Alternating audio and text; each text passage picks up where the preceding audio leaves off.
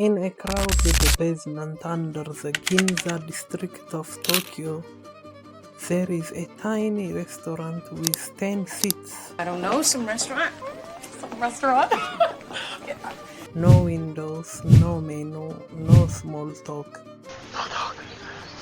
To eat here, you book months in advance and pay over $400. You are done in 20 minutes. This is Tsukiyabashi Jiro, and the man behind the counter, Jiro Ono, has been standing in that exact spot nearly every day for 70 years. His story isn't about food. It is a look at what it actually costs to be the best in the world.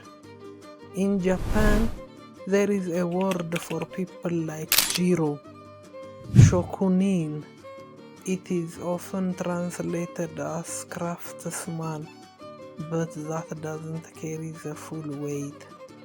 A Shokunin finds a single task and commits their entire life to it, not their career, their life.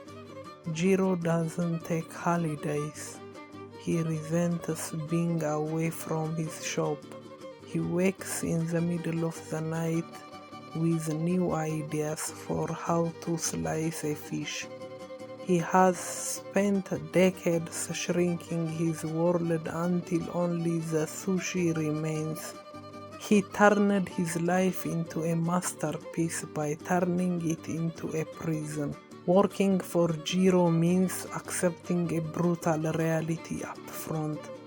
Apprentices spend their first years learning to wring out a hot towel correctly, then years learning to prepare fish. Only after a decade are they permitted to cook the tamago, the egg omelette. One apprentice made over 200 omelettes before Jiro finally nodded.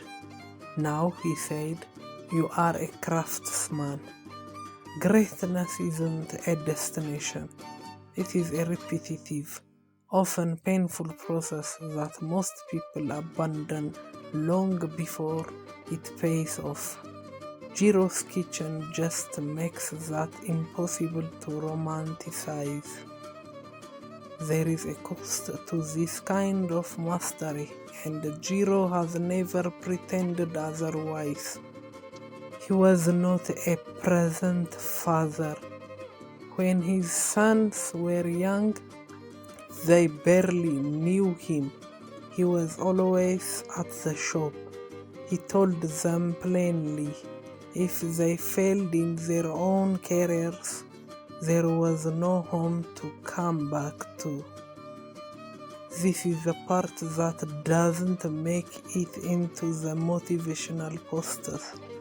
To reach the very top of anything, something has to be sacrificed. For Jiro, it was everything outside those 10 seats. He never built a global brand, never opened franchises. He stayed in the basement, chasing a perfection he admits he will never actually find. Jiro is now in his 90s. 3 Michelin stars. He has cooked for presidents and world leaders. And every morning he wakes up feeling like it wasn't enough. I still don't feel I have mastered it, he says. I will continue to climb, trying to reach the top. But no one knows where the top is. That's not a problem. Jiro is trying to solve. That's the whole point.